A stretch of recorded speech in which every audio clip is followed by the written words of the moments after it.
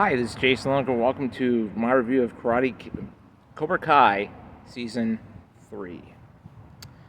In the third season, we left off at the end of the school fight in the second season where Miguel got injured and crippled, but was sent to the hospital immediately while Robbie ran away and eventually got caught by his father figure, Daniel Russo, and puts him to jail. But here's the thing. What Robbie did was wrong at the time for knocking Miguel like that. He could have killed him. But at the same time, probably didn't want to go to prison. For what reason, I don't know. He probably got more juvie times than not. And that was he had like the 3 strikes rule or something before Daniel helped him become a better person. As far as Miguel goes, Miguel is recovering from injuries. With the help of Johnny, he learned how to walk in months. Or at least what seems like months or weeks or something. But the first thing, he took him to a concert with Dee Snider and he learned how to tap his foot listening to I Wanna Rock.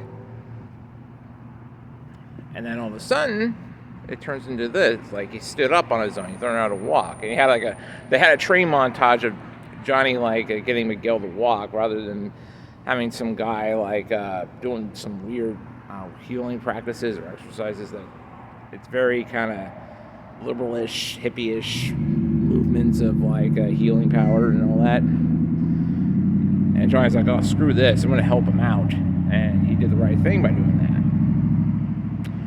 that. During this season, we have Daniel going to Okinawa on a business trip. And he reunited with Kumiko during that business trip. And through Kumiko, he also reunited with an old enemy of his from the second Karate Kid movie named Chozen.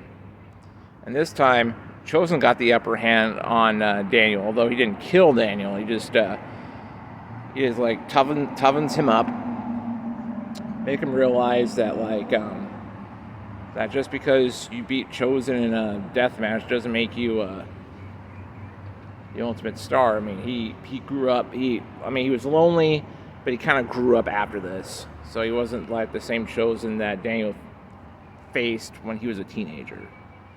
As a matter of fact, he turned very humble. And then Chozen taught him a few things that Miyagi didn't teach him originally.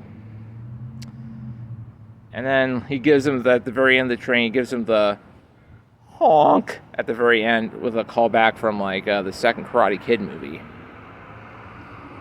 And I thought that was pretty cool how they used that. And then at the very end of the season, you've got another of Daniel's former girlfriend flames. It's also Johnny's former flame named Allie. Obviously, Elizabeth Shue came back and she looked just as good as ever. And Johnny wanted to get back with Allie, because that was his only real true love. And then what he realized is even though Allie is great for a little day, a night or two, it's not long term. What he realized that Karen was the right woman for Johnny as opposed to Allie. But the thing about it is it's pretty great at the end though, where Allie made Johnny and Daniel look foolish at the very end. Even though Daniel obviously has a wife with Amanda. And Amanda's, I like really Amanda's seasons go along. I could see why Daniel and Amanda have been married for so long and have 2 kids together. They work as a cohesive unit.